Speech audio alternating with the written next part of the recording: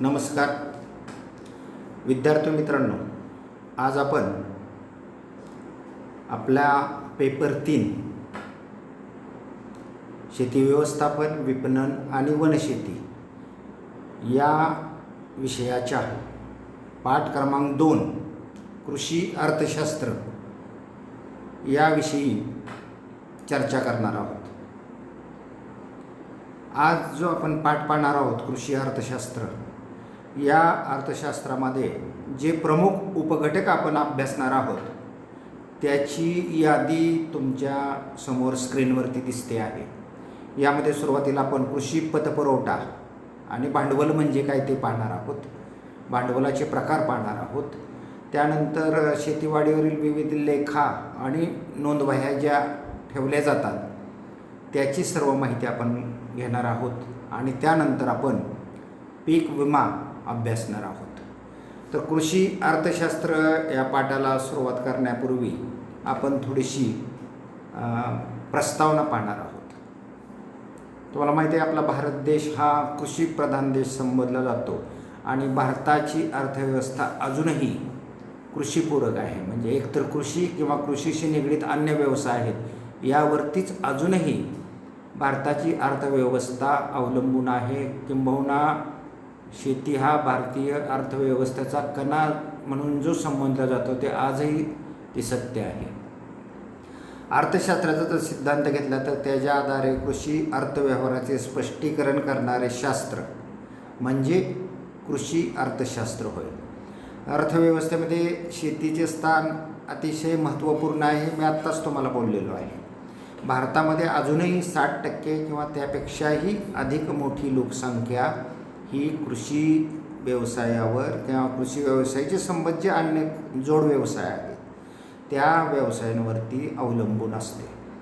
वाढतं औद्योगिक आर्थिक विकासाबरोबरच शेतीवरील लोकसंख्येचं अवलंबित्व कमी झालेलं नाही। तुम्हाला माहिती आहे जवळपास 135 कोटीच्या आसपास आपल्या भारताची लोकसंख्या आहे आणि जगामध्ये दुसऱ्या नंबरची ही लोकसंख्या आहे।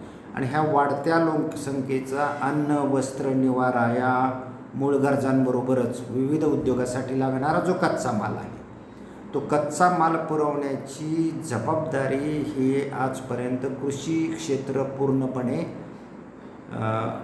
सांभाळत आहे।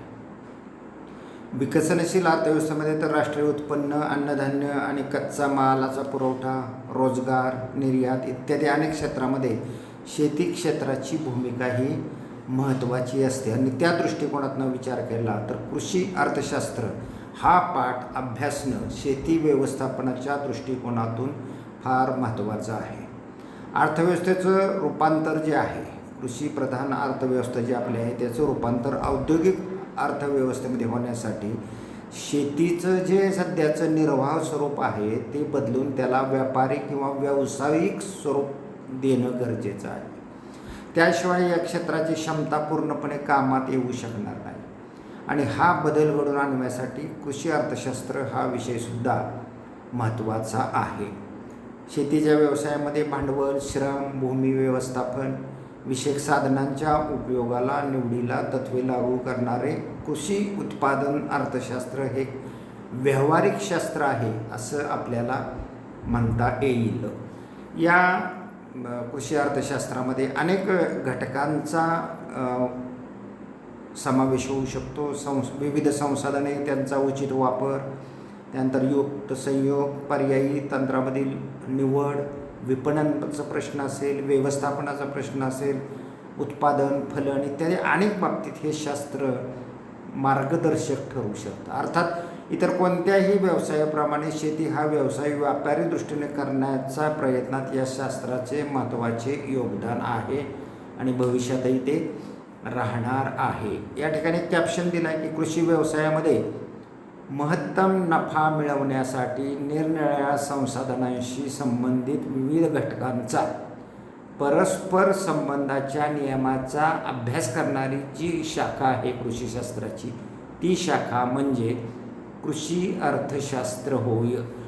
थोडक्यात कृषीशी निगडीत सर्व प्रकारच्या अर्थकारणाचा अभ्यास म्हणजे कृषी अर्थशास्त्र असं म्हणता येईल। ह्याच्यामध्ये आता आपण जो पहिला उपघटक आहे कृषी कर्ज किंवा कृषी पतपुरवठा आणि भांडवल याकडे वळतो आहे. तत्पूर्वी कर्ज म्हणजे काय किंवा पतपुरवठा म्हणजे काय हे अगोदर पाहूया, मग आपल्याला कृषी कर्ज म्हणजे काय ते सहजपणे समजू शकेल. तर कर्ज, ज्याला इंग्रजी शब्द क्रेडिट आहे, हा क्रेडिट लॅटिन भाषेतील क्रीडी म्हणजे माझा विश्वास या शब्दापासून आलेला शब्द आहे.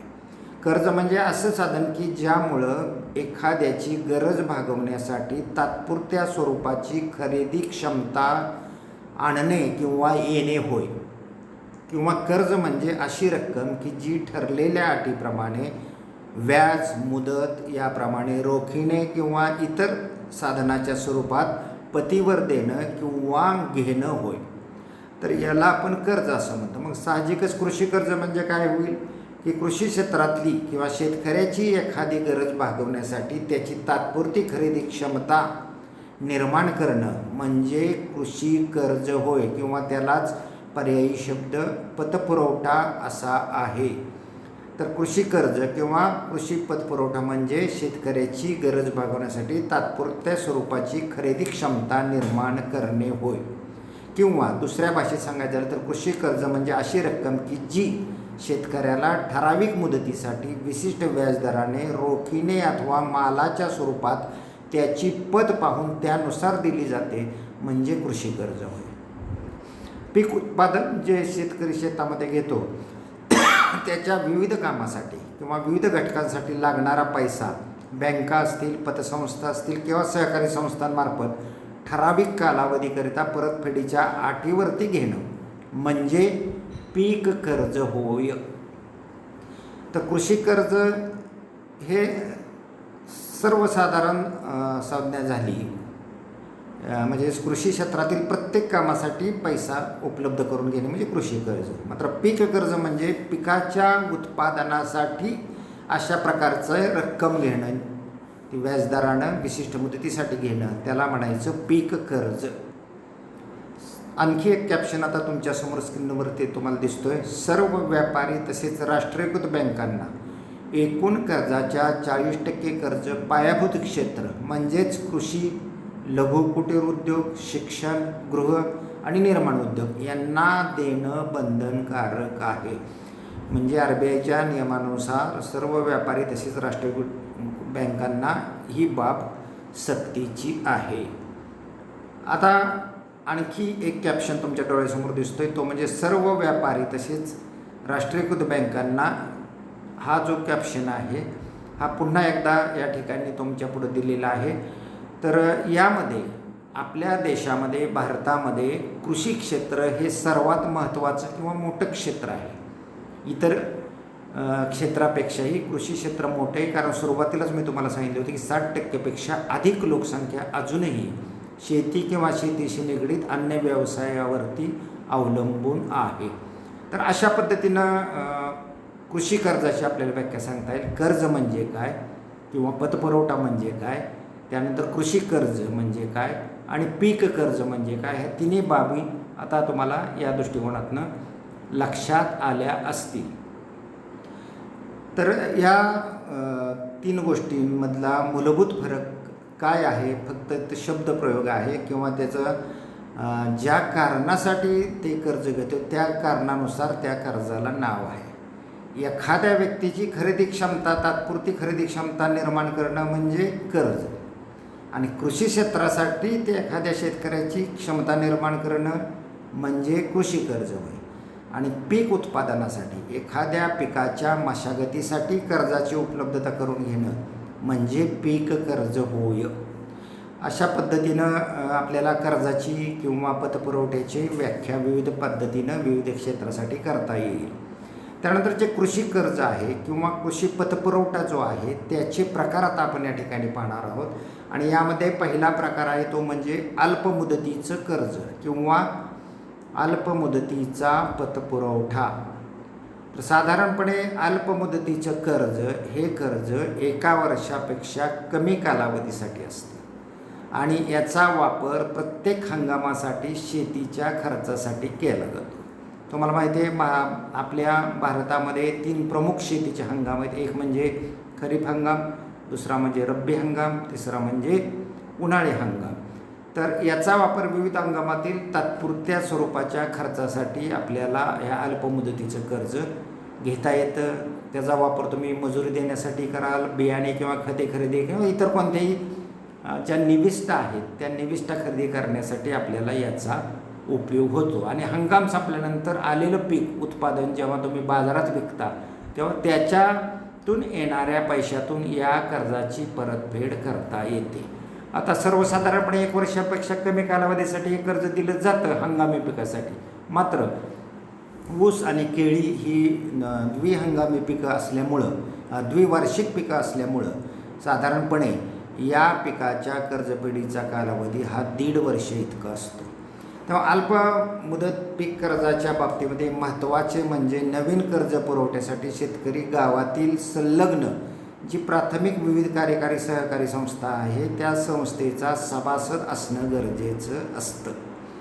तर अशा पद्धतीनं अल्पमुदतीच्या कर्जाच्या बाबतीमध्ये आपल्याला माहिती देता येईल. त्यानंतर दुसरा जो प्रकार आपण पाहणार आहोत तो म्हणजे मध्यम मुदतीचं कर्ज किंवा त्याला आपण पतपुरवठा असंही म्हणू शकतो. तर साधारणपणे 1 ते 5 वर्षाच्या कालावधीसाठी म्हणजे ज्या कर्जाच्या परतफेडीचा कालावधी 1 ते 5 वर्ष असा राहतो अशा प्रकारच्या कर्जास किंवा पतपुरवठ्यास मध्यम मुदतीचा कर्ज किंवा मध्यम मुदतीचा पतपुरवठा असं संबोधलं जातं. तर शेती कामासाठी बैलजोडी घ्यायची असेल, दुग्ध व्यवसायासाठी गायी घ्यायची असतील, म्हशी घ्यायची असतील, साठवणीच्या सोयी निर्माण करण्यासाठी काही बांधकामं करायची असतील, छोटी यंत्र विकत घ्यायची असतील, या प्रकारच्या कामासाठी हे मध्यम मुदतीचं कर्ज जे आहे ते पुरवलं जातं. तर अल्पमुदतीच्या कर्जापेक्षा थोडीशी यामध्ये जास्त रक्कम मिळते आणि मध्यम मुदतीच्या कर्जामध्ये शेतकऱ्याला स्वतःच्या नावावरती किमान 2 एकर जमीन धारणा असावी लागते. म्हणजे त्याला जमिनीची अट आहे आणि त्यांनी आवश्यक रकमेइतके जमिनीचे अगर वस्तूचे बोजा निर्वहित तारण उपलब्ध करून द्यावे लागते. बोजा नसलेले असं कोणतंही तारण, पूर्वीच्या कर्जाचा बोजा नसलेलं तारण त्याला त्या ठिकाणी मध्यम मुदतीच्या कर्जासाठी किंवा पतपुरवठ्यासाठी देणं गरजेचं असतं. तर अशा पद्धतीनं आपल्याला मध्यम मुदतीचं कर्ज हा दुसरा कर्जाचा प्रकार आपल्याला सांगता येईल. त्यानंतर आता आपण पाहणार आहोत दीर्घ मुदतीचं कर्ज किंवा दीर्घ मुदतीचा पतपुरवठा. आता हे कालावधीवरतीच ठरलेलं असल्यामुळं पहिला पण पाहिले 1 किंवा काही पिकाच्या बाबतीत 1.5 वर्ष कालावधी ह्या अल्पमुदतीच्या कर्जासाठी असतो. मध्यम मुदतीच्या कर्जासाठी 1 ते 5 वर्षाचा कालावधी असतो परतफेडीचा कालावधी. आणि ज्या कर्जाचा कालावधी परतफेडीचा कालावधी 5 वर्षापेक्षा जास्त असतो अशा असणाऱ्या कालावधीचे कर्ज म्हणजे दीर्घ मुदतीचे कर्ज किंवा दीर्घ मुदतीचा पतपुरवठा होय. तर या कर्जाचा उद्देश शेतीमध्ये जी कायमस्वरूपी सुधारणा करायची असतात त्यासाठी हे कर्ज देण्याची सुविधा असते. जसं की जमीन खरेदी करायची असेल, जमिनीचं लेवलिंग करायचं असेल, ट्रॅक्टरसारखी मोठी यंत्रे घ्यायची असतील, शेतावरील बांधकाम करायचं असेल, अशा अनेक प्रकारच्या कार्यासाठी आपल्याला थोडी जास्त रक्कम उपलब्ध करून घ्यावी लागते आणि यासाठी दीर्घ मुदतीचं कर्ज दिलं जातं. तर दीर्घ मुदतीच्या कर्जामध्ये सर्वाधिक रक्कम तुम्हाला मिळते आणि परतफेडीचा कालावधीही तो 5 वर्षापेक्षा जास्त स्वरूपाचा असतो. आता या कर्जासाठी सुद्धा शेतकऱ्याच्या नावावर किमान 2 एकर जमीन धारणा असावी लागते आणि त्याने त्यावरती तारण उपलब्ध करून द्यावं लागतं. तर दीर्घ मुदतीच्या कर्ज पुरवठ्यासाठी सुद्धा आपल्याला तारण द्यावं लागतं. तर अशा पद्धतीने विद्यार्थी मित्रांनो कृषी कर्जाचे आपण एकूण 3 प्रकार पाहिले. अल्पमुदतीचे कर्ज ज्याचा कालावधी 1 ते 1.5 वर्षाचा, मध्यम मुदतीचं कर्ज ज्याचा परतफेड कालावधी 1 ते 5 वर्षाचा आणि दीर्घ मुदतीचं कर्ज ज्याचा कालावधी 5 वर्षापेक्षा जास्त असा परतफेडीसाठी असतो. यानंतर आपण पाहणार आहोत किसान क्रेडिट कार्ड योजना, ज्याचा उपयोग शेतकऱ्यांच्या पतीच्या आधारे त्याला कर्ज देण्याचा साठी उपयोग होतो. किसान क्रेडिट कार्ड योजना जी आहे भारतामध्ये 1998 ऑगस्ट 1998मध्ये रिझर्व्ह बँकेद्वारा सुरू करण्यात आली. नाबार्ड या शिखर बँकेचं, नाबार्ड म्हणजे national bank for agricultural development, या शिखर बँकेच्या सहकार्यानं ही योजना आपल्या रिझर्व्ह बँकेनं तयार केली आणि यासाठी RV गुप्ता यांच्या शिफारसीचा आपण विचार केलेला आहे. तर या योजनेमध्ये शेतकऱ्यांना क्रेडिट कार्ड वजा पासबुक दिलं जातं, जी शेतकऱ्याची पत समजली जाते. आणि यामध्ये शेतकऱ्याचं नाव, शेतकऱ्याचा पत्ता, जमिनीची माहिती, एकूण कर्ज मर्यादा, वैधता कालावधी इत्यादीचा उल्लेख असतो. या योजनेद्वारे शेतकऱ्यास वेळेवर शेतीसाठी कर्ज उपलब्ध करून घेतात. आता या क्रेडिट कार्डमध्ये जी माहिती असते त्या माहितीच्या आधारे शेतकऱ्याची पत ठरवली जाते, त्यानुसार त्याला मिळणाऱ्या कर्जाची रक्कमसुद्धा ठरवली जाते. किसान क्रेडिट योजना जी आहे ती अतिशय सोपी प्रक्रिया आहे आणि अशिक्षित आणि कमी शिकलेल्या शेतकरीसुद्धा सहजपणे ही कार्ड समजू किंवा हाताळू शकतात. हा एक किसान क्रेडिट कार्डचा महत्त्वाचा फायदा आपल्याला सांगता येईल. दुसरा महत्त्वाचा फायदा जर या किसान क्रेडिट कार्डचा आपल्याला सांगायचा झाला तर या योजनेद्वारे शेतकऱ्यांना दरवर्षी पुन्हा पुन्हा कर्ज घेण्यासाठी नवीन प्रक्रिया करावी लागत नाही. एरवी जेव्हा तुम्ही कर्ज करता परत नव्यानं अर्ज भरणे, नव्यानं साक्षीदार, नव्यानं जामीनदार, नव्यानं त्याला लागणाऱ्या कागदपत्राचा पुरवठा करणं यासारख्या बाबी कराव्या लागतात. आता किसान क्रेडिट कार्डमध्ये एकदा क्रेडिट कार्ड काढल्यानंतर दरवर्षी पुन्हा पुन्हा कर्ज करण्यासाठी ही नवीन प्रक्रिया, किचकट प्रक्रिया त्याला करावी लागत नाही. अगदी कोणत्याही काळजीविना शेतकरी शेतासाठी आवश्यक माल खरेदी करू शकतो, जसं की बियाणं असतील, खते असतील, कीटकनाशके असतील किंवा अन्य काही निविष्ट असतील, त्याचा खरेदीसाठी या प्रकारच्या कर्जाचा आपल्याला उपयोग होतो. शेतकऱ्याच्या सवडीनुसार शेती उत्पादनाची जेव्हा विक्री होते तेव्हा कर्ज फेडण्याची प्रक्रिया करायची असते. तेव्हा कर्जफेडीचंसुद्धा फार मोठे टेन्शन शेतकऱ्याला असत नाही. शेतकरी कोणत्याही बँकेच्या शाखेतून कर्जाची रक्कम प्राप्त करून घेऊ शकतो. तर अशा पद्धतीनं किसान क्रेडिट कार्ड जी योजना आपल्याकडे ऑगस्ट 1998मध्ये सुरू झाली, त्याचे असंख्य फायदे आपल्याला सांगता येतील. आता याच यामध्ये दुसरा उपघटक आहे तो म्हणजे भांडवल.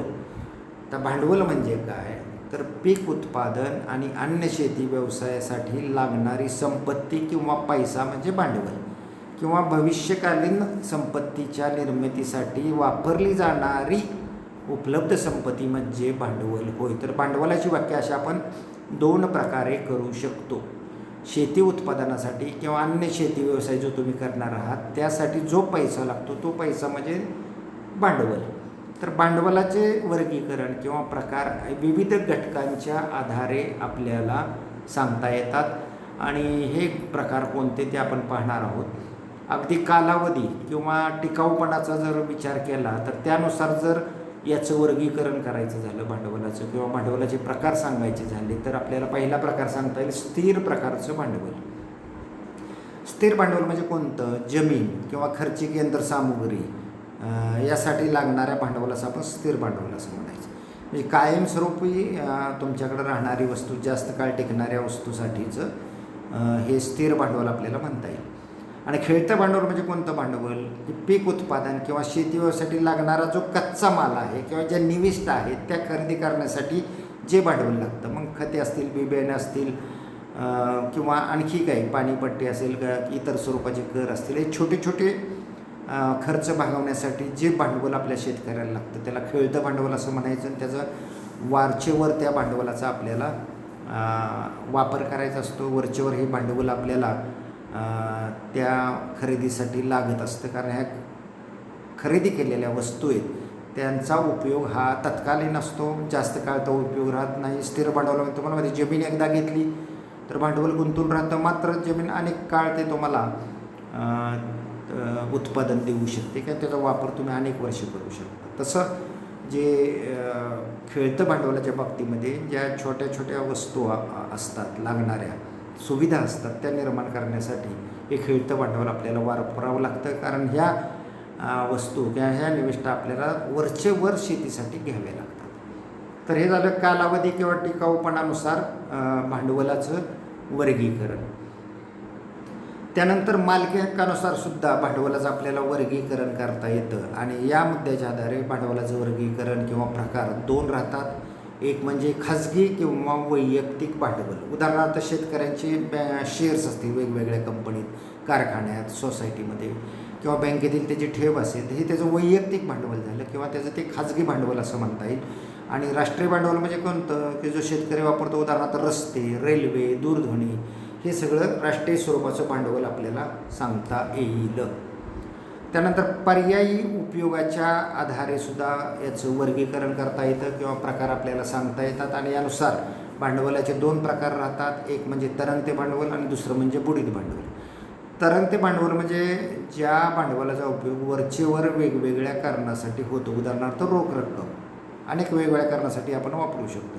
आणि बुडीत भांडवल कुठलं, फक्त एकाच कामासाठी जास्त कालावधीसाठी हे भांडवल जेव्हा वापरलं जातं, ते लॉक होतं, तेव्हा त्याला म्हणायचं बुडीत भांडवल. जसं की जमीन खरेदीसाठी वापरलेलं भांडवल, एकदा ते जमिनीत गुंतवलं की ते बुडीत राहतं. आणि जोपर्यंत ते तुम्हाला त्याच्यापासून फायदा मिळवून ते पर्यायी संपत्ती किंवा पैसा तुम्ही उपलब्ध करत नाही, तोपर्यंत ते कायमस्वरूपी लॉक राहतं.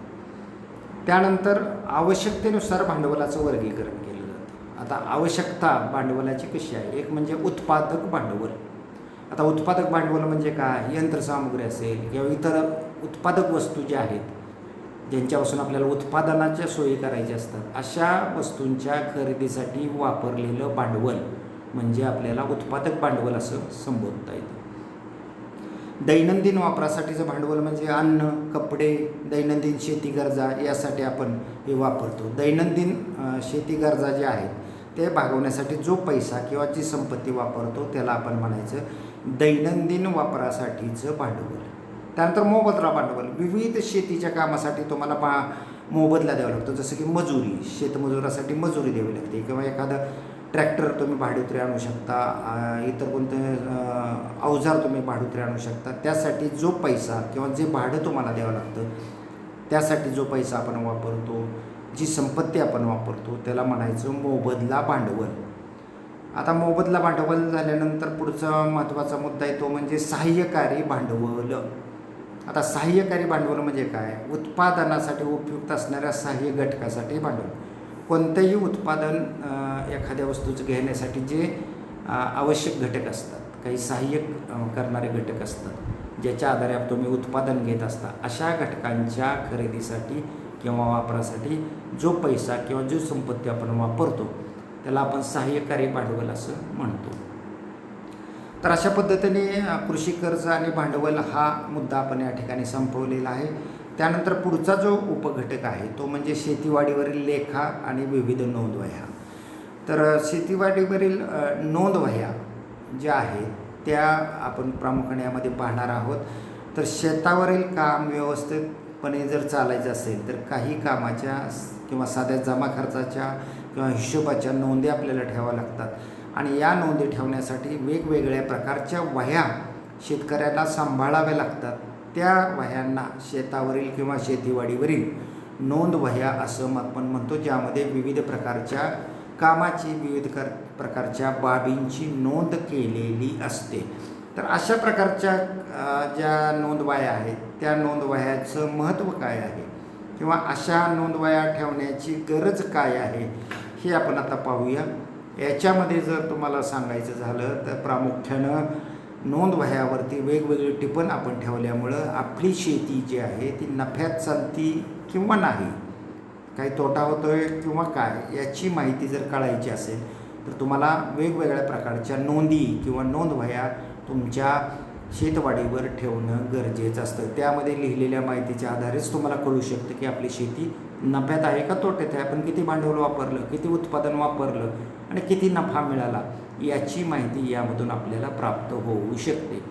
नोंदवह्यावरनं शेतकऱ्याच्या निरनिराळ्या पिकांच्या दुभत्या जनावरांपासून होणाऱ्या उत्पन्नाची नोंद मिळते. समजा तुमचं जनावरांचा व्यवसाय असेल तर दुभत्या जनावरांपासून किती उत्पन्न मिळालं, त्याला किती खर्च केला, किती दुधापासून उत्पन्न प्राप्त झालं आणि मग नफा किती मिळाला, याची माहिती तुम्हाला येऊ शकते.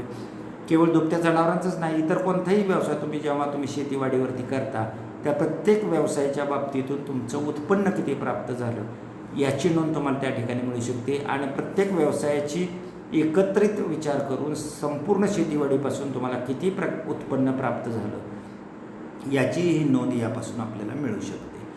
त्यानंतर शेतीवाडील विविध पिकांसाठी किंवा विविध व्यवसाय किंवा उपक्रमांसाठी कोणती कामं करायची असतात, ती कोणत्या तारखेला करायची, कोणत्या वेळेपर्यंत संपवायची, याची इत्थंभूत माहिती जी आहे ती माहिती किंवा इतर घटक असतील. मग शेतमजूर किती लावायचे, कोणकोणत्या निविष्ठ्या आणायच्या, कोणत्या वेळेला वापरायच्या, या सर्व बाबींची माहिती आपल्याला शेतवाडीवर ठेवलेल्या नोंदवह्यांमुळं प्राप्त होते. आणि यापासूनच मग आपल्याला शेतीवाडीसाठी लागणारं भांडवल किती किंवा वार्षिक किती खर्च याची माहिती मिळू शकते. पहिल्या वर्षी तुम्ही सगळे जर ह्या नोंदवह्या अभ्यासल्या तर पुढील वर्षासाठी तुम्हाला ते मार्गदर्शन ठरू शकतं. त्यानंतर शेतीवरील जे कामातले कच्चे दिवे कोणते आहेत आणि ते दूर करण्यासाठी काय केलं पाहिजे याचीसुद्धा माहिती आपल्याला मिळू शकते. अनेक प्रकारच्या व्यवसायामध्ये तुम्ही कोणकोणतं साहित्य वापरलं, कोणकोणत्या निवेश वापरल्या, कोणकोणती कामं केली, किती स्वरूपाचे केले, नेमका कुठं तुम्हाला फायदा झाला, नेमका कुठं तुम्हाला तोटा झाला, याची सर्व माहिती या ठिकाणी तुम्हाला मिळू शकते. आणि साहजिकच त्यामुळं प्रत्येक पिकापासून होणारा फायदा, प्रत्येक व्यवसायापासून होणारा फायदा आणि संपूर्ण शेतीवाडीपासून होणारा फायदा याची माहिती प्राप्त करायची असेल तर तुम्हाला अशा प्रकारच्या नोंदवह्या सांभाळण्याची आवश्यकता असते. तर ह्या सर्व गोष्टी तुम्ही लक्षात ठेवायच्या. समजा एखाद्या पिकापासून तुम्हाला तोटा होत असेल तर पुढील वर्षीच्या पीक योजनेमध्ये तुम्ही पीक बदलू शकता. एखाद्या व्यवसायापासून तोटा होत असेल तर नेमकी कोणत्या बाबीमुळे नुकसान झालं याची माहिती तुम्ही प्राप्त करून घेऊ शकता आणि व्यवसायामध्ये योग्य ते फेरबदल करू शकता किंवा तो व्यवसायही तुम्ही बदलू शकता आणि नुकसानीत जाणारी शेती तुम्ही फायद्यामध्ये आणू शकता. तर अशा दृष्टिकोनातून जर माहिती प्राप्त करायची असेल तर तुमच्याकडून नोंदवह्या असण्याला पर्याय नाही. त्यानंतर सर्व प्रकारच्या नोंदवहीवरून पुढील वर्षी पीक योजनेमध्ये किंवा व्यवसायामध्ये कोणते बदल करायचे ते आत्ताच मी तुम्हाला सांगितलं, त्याची माहिती तुम्हाला या ठिकाणी मिळू शकते. आता शेतीवाडीवर ठेवायचे जे नोंदवह्या आहेत किंवा जे अभिलेख आहेत ते कोणते किंवा त्यांचे प्रकार कोणते याची पण थोडक्यात माहिती आपण या ठिकाणी घेणार आहोत. जसं आता आपण नोंदवही म्हणजे काय पाहिलं, नोंदवह्याचं महत्त्व काय ते पाहिलं. थोडक्यात जर सांगायचं झालं तर नोंदवही म्हणजे काय, शेतीवाडीमध्ये रोज करायच्या वेगवेगळ्या कामाचे उत्पादनामध्ये वेगवेगळ्या ज्या गोष्टी करणार आहात त्या गोष्टीची नोंद ठेवण्यासाठी जी वही तुम्ही वापरता त्या वहीला आपण नोंदवही असं म्हणतो. आणि नोंदवहीपासून थोडक्यात आणि एका वाक्यात तुम्हाला सांगायचं झालं तर तुमची शेती फायद्यात चालते की नफ्यात चालते याची सर्वसाधारण माहिती घेण्यासाठी तुम्हाला अशा प्रकारच्या नोंदवह्या करणं गरजेचं असतं. मग हे 7 प्रकारात आपण पाहिले महत्त्वाचे मुद्दे, ते सर्व मुद्दे त्याच्यामध्ये समाविष्ट असतात. आता शेतवाडीवरील ठेवायचे जे नोंदवह्या आहेत किंवा अभिलेख आहेत ते कोणते, त्याची थोडक्यात माहिती आपण या ठिकाणी आता घेणार आहोत. यामध्ये पहिला जो मुद्दा आहे तो म्हणजे शेतीवाडीवरील दैनंदिनी किंवा डायरी. आता शेतीवाडीवरील दैनंदिनी किंवा डायरी ही जर पाहायची झालं तर तुम्ही आत्ताच मी तुम्हाला सांगितलं की शेतीवाडीवर तुम्हाला वेगवेगळ्या प्रकारची कामं करायची असतात, प्रकारच्या उत्पादनाच्या बाबी तुम्हाला कार्यक्रम त्या ठिकाणी ऐकायचे असतात. जर तुमचं पीक असेल एखादं, उदाहरणार्थ ऊस असेल तर ऊसासाठी शेतजमीन नांगरणे, ढेकळं फोडणे किंवा पूर्व मशागतीची इतर कामे करणे, जमीन सपाट करणे, नंतर वाफे ओढणे, पेरणी करणे, ही कामं दैनंदिन कामं तुम्हाला रोजची रोज करावी लागतात आणि या कामाची नोंद तुम्हाला ठेवावी लागते. तुमच्या शेतीवाडीवर एक पीक असेल तर त्या एका पिकासाठी केलेल्या, अन्य बहुतेक पिकं असतील तर प्रत्येक पिकासाठी केलेल्या कामाची नोंद त्या ठिकाणी ठेवावी लागते की ज्याच्यावरून तुम्हाला तुमच्या त्या पिकापासून फायदा मिळाला की तोटा याची माहिती मिळू शकते. त्यामध्ये काही फेरबदल करायचे असतात का त्याचीसुद्धा माहिती त्या ठिकाणी तुम्हाला प्राप्त होते. त्याचप्रमाणे तुमच्या शेतीवाडीवर वेगवेगळे व्यवसाय असतात. मग अशी एका व्यवसायाचा आपण उल्लेख केला तो म्हणजे पशुपालन व्यवसाय, दुग्ध व्यवसाय म्हणूया आपण त्याला. दुधासाठी जनावरे पाळणे, तर यासाठी तुम्ही किती जनावर पाळली, त्यांना रोज खाण्यासाठी काय वापरायचं आहे, कोणतं खाद्य दिलं, कोणतं चारा दिला, त्यानंतर त्यापासून जे खताचा खड्डा झाला असेल त्यापासून खत काय मिळालं का, त्याचं उत्पन्न तुम्हाला किती प्राप्त झालं, त्यासाठी मजूर किती लावले, मजुरीसाठी किती खर्च झाला, दुधापासून वार्षिक उत्पन्न तुम्हाला किती प्राप्त झालं, मग एकूण तुमचा दुग्ध व्यवसाय फायद्यात आला की तोट्यात आला, ह्या सर्व बाबी तुम्हाला या दैनंदिनीमध्ये नोंदायच्या असतात आणि त्या नोंदवल्यामुळं त्याचा शेतीचा जो लेखाजोखा काढण्यासाठी त्याची गरज होती. तर या दैनंदिनमध्ये एखाद्या पिकासाठी किंवा एखाद्या व्यवसायासाठी रोज केलेल्या कामाची नोंद आपण केली जाते. या कामासाठी कोणते साहित्य वापरले, किती मजूर लावला, किती पैसा खर्च झाला आहे, सर्व बाबीची नोंद जशी शेतीवाडी किंवा दैनंदिनमध्ये असते तसेच त्या दिवशीच्या हवामानाची नोंदसुद्धा त्या ठिकाणी असते. आता हवामानाची नोंदसुद्धा रोजची रोज करून ठेवणं का गरजेचं असतं?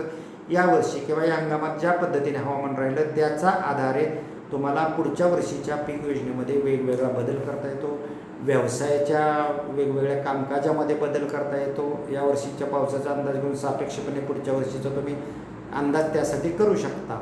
कोणत्या हंगामात पाऊस जास्त असतो, कोणत्या हंगामात उन्हाळा जास्त राहतो, केव्हा थंडी खूप असते, त्या अनुषंगाने कोणती पिकं तुमच्या शेतावरती पेरली पाहिजेत, त्या हवामानाला पोषक असलेली कोणती पिकं तुम्ही त्यावेळी घेतली पाहिजे. या सर्व बाबींचा अभ्यास आपल्याला शेतीवाडीवर जी तुम्ही दैनंदिनी ठेवता किंवा जी डायरी ठेवता त्या डायरीमध्ये केलेल्या टिपणाद्वारे मिळते. आणि जे 7 महत्त्वाचे मुद्दे आपण शेतीवाडीमध्ये बघितले होते त्या महत्त्वाच्या मुद्द्याला बळ देणारं सगळ्यात मोठी डायरी कुठली असेल तर दैनंदिनी कुठली असेल तर शेतीवाडीवरील दैनंदिनी किंवा शेतीवाडीवरील डायरी ज्याला आपण म्हणूया. त्यानंतर आणखी एक प्रकार आपण या ठिकाणी पाहणार आहोत आणि त्यानंतर आपण पुढचा जो आजचा वेळ आहे, कारण जवळपास 32 मिनिटाचं व्याख्यान आता पूर्ण झालेलं आहे आणि पुढच्या 5 ते 8 मिनिटाचा वेळ आपल्याला परीक्षेसाठी वापरायचा आहे. तर दुसरा एक प्रकार आज पाहणार आहे आपण, तो म्हणजे रोखीची नोंदवही, ज्याला इंग्रजीमध्ये आपण कॅश रजिस्टर असं म्हणतो. तर या नोंदवहीमध्ये मिळालेल्या रोख पैशाची आणि झालेल्या खर्चाची नोंद असते. रोज रोख तुम्ही किती पैसा खर्च केला, वेगवेगळ्या पिकासाठी, वेगवेगळ्या मोबदला देण्यासाठी, वेगवेगळ्या निविष्ठा खरेदी करण्यासाठी जो पैसा खर्च केला त्याची नोंद यामध्ये असते. त्याचप्रमाणे विविध तुमचे व्यवसाय आहेत, विविध पिकं आहेत, त्या दिवशी तुम्हाला किती रक्कम रोख मिळाली त्याची नोंद या ठिकाणी केली जाते, ज्याचा उपयोग आपल्याला तुमच्या शेतीवाडीचा झालेला फायदा तोटा काढण्यासाठी उपयोग होतो. तर अशा पद्धतीनं विद्यार्थी मित्रांनो, आजचा जो हा पाठ आहे या पाठामध्ये आपण जे कृषी अर्थशास्त्र आहे त्यामधले साधारणतः दुसरा मुद्दा आपण संपवत आणलेला आहे. पहिला मुद्दा आपण कृषी पतपुरवठा किंवा कर्ज म्हणजे काय आणि भांडवल म्हणजे काय, त्याचे प्रकार काय पाहिले आणि लेखा आणि नोंद वह्याची माहिती घेतो. त्यापैकी पहिल्या 2 वह्यांची माहिती या ठिकाणी आपण घेतलेली आहे. आता नेहमीप्रमाणे उर्वरित 7 ते 8 मिनिटाचा जो वेळ आहे त्यासाठी मी तुम्हाला ऑनलाईन परीक्षा देणार आहे आणि या परीक्षेसाठीचा नेहमीच्या पद्धतीने तुम्हाला जो कोड क्रमांक आहे तो 50 आहे. 50 कोड क्रमांक टाकायचा आहे, परीक्षा द्यायची आणि जी तुम्ही परीक्षा दिल्यानंतर जे गुण तुम्हाला मिळतात ते सबमिट करायचे किंवा जतन करायचे की जेणेकरून त्याची नोंद आपल्याला आमच्याकडे होईल. तर पुढील व्याख्यानापर्यंत नमस्कार.